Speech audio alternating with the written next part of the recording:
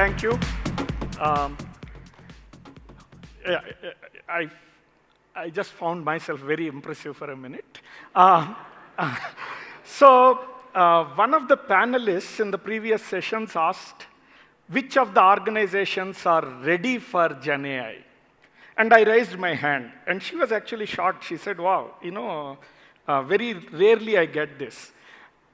I raised my hand not because my organization had all the infrastructure or whatever to do this Gen AI, but it's a mindset. I was asked this question, are you ready for something, several times in my life in the past. The toughest before this Gen AI was when I was 28 years old, my mother asked me, are you ready for marriage?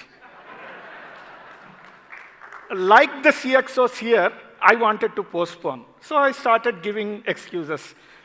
My infrastructure is not ready. I'm an equivalent, I want to build a house, car, value-added services like puppy. She said, okay, what else? Again, like the CXOs, my use cases are not ready. I'm not really clear what I want to do in my life. At this point, is it really worth it to bring a new technology? And a new person. Yeah? And the third one is, what are the soft aspects, right? The compromises I have to make, the responsibilities I have to do. Am I ready for all this? And my mom told me two things, which are actually quite profound even for today's gathering. First thing she said, look, if you get all of them done, ready before you get into marriage, it'll take a long time and you'll become irrelevant. Really, you will. And the second thing she said, two minds are always better than one mind. You have all this, probably you can solve things better if you have someone else to support. In this case, two minds, the mind of a human and artificial intelligence of machine. 23 years I have been living a blessed married life. And so I asked Samir, actually, I think my mom should deliver this. But he said, you are the Carnegie Mellon guy, so I can jazz you up better, so you come on the stage and talk. But the wisdom is hers. Right. So everybody and their dog can build Gen AI. I think it has been established. And even I can do it. I generated this. Right? But really, what separates men from boys and women from girls? You can position such a discussion at multiple levels, at an engineer level, at a manager, at a leader. And here I'm given only 7 minutes, and I consumed 3 already. I'm going to take the leadership perspective. So how do you differentiate your organization from rest of the organizations with Gen AI? Given 7 minutes, I think I'll only focus on 3 most important things. Okay? Oops, okay, this is the old one. I'll go to the other one. Right, the very first thing, Gen AI, the moment we think of AI, we think of this large-scale infrastructure, the scraping of the data across the board, the brute force. Right? The real brute force. Absolutely. There's no question about it. That's what makes you invincible. But the softer aspects are important too. That's what makes you a legend. There are vulnerabilities. There are explainabilities. Right? So, for the leaders who want to practice Gen AI, focus not only on the hard aspects, but also on the soft aspects. Yesterday, or day before yesterday, I was talking to a company.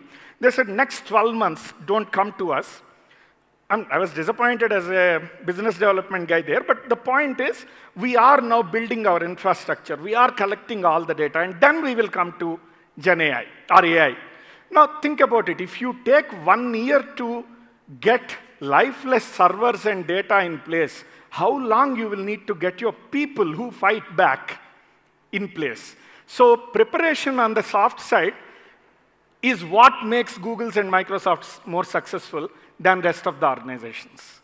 So start now balancing both. That's my first learning personally. And the second one, I had a very complicated slide, but I don't think that is, that was the old one. But anyway, I'll try to explain it in words. Understand where you want to be. See, Gen AI is not one monolith that everyone should practice exactly the same way. There are a couple of dimensions. One, you may want to be a Gen AI expert to build Gen AI products. Someone was saying, I want to figure out how to do Gen AI for creating new chemicals. Someone asked me yesterday, I have these machine learning drawings, not machine drawings, that I want a LLM to understand and get interactive. Now, these are Gen AI problems to be solved using Gen AI.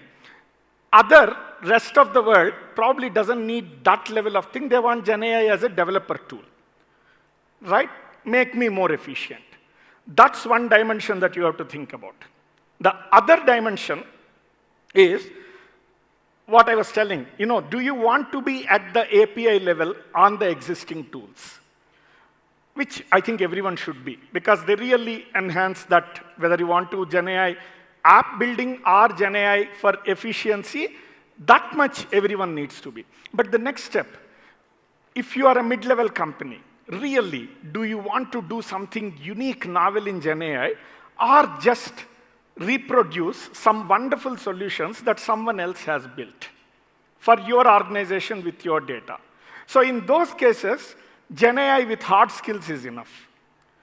If you want to create your own solutions or sell your own solutions, Gen AI plus hard plus soft. Not everyone needs to do everything, right? So decide as a leader where you want to be, at least in the next couple of years, and plan for that. And the last one, take it very seriously. I have two types of management. I know time is up. I'll just take 1 minute. I prepared my initial story of my mom just now, so that took the extra 1 or 2 minutes. So I think it's worth it, so I'll get that 2 minutes. The seriousness, there are two types of leaders that I get. One is, I was talking to these guys yesterday. They sell aluminum. They said, give me a dynamic pricing model that should take into account the production, the demand in the market, the supply in the market, my competitors, any sustainability policies that are taken, that are coming up now, macroeconomic factors. They said, wow, this is a complex problem. They said, and I said, how are you doing it currently? They said, we are not doing it. Then they said, can you solve it in 3 months? I said, sorry to disappoint you, but I never learned magic. I mean, right? So one level is that anything can be done by Gen AI quickly and easily. It's not true. And the other side is, we are very serious about Gen AI. Why don't you come? But our senior managers are so busy that they can give you half an hour, 1 hour, explain to them everything they have to know about Gen AI in that 1 hour. This is what, a rapid chess match or what? So, actually, I didn't like this picture, because if anyone is like me, not winning a race is okay. I mean, 7th place is okay. So I changed it to a doctor treating a patient. Gen AI is not like a race. Gen AI is like a health checkup. If you are 50 plus, you better give time to the doctor, and meaningfully. Don't tell the doctor, I smoke, I drink, I do all sorts of things. Do some magic and somehow ensure that I live 120. No, it doesn't work. Similarly, you can't tell your cardiologist, I have only 15 minutes, figure out how to stretch my life. It looks like I'm blatantly marketing myself, but you must give one. After you're 50, you must give a day in your year to your doctor. After you become a leader, you must give a day in 6 months to a technology evangelist. Understand where things are going. Figure out a strategy. Spend time and build a solid, robust strategy for your organization. Right, my team asked me to tell We are one of the few organizations that offer in Gen AI bachelor's, master's, doctoral programs. For working professionals, I think we are the first ones to offer a doctoral program. Anyone who wants to know more about it, please go to the stall. And yeah, that's all I wanted to talk about. Thank you.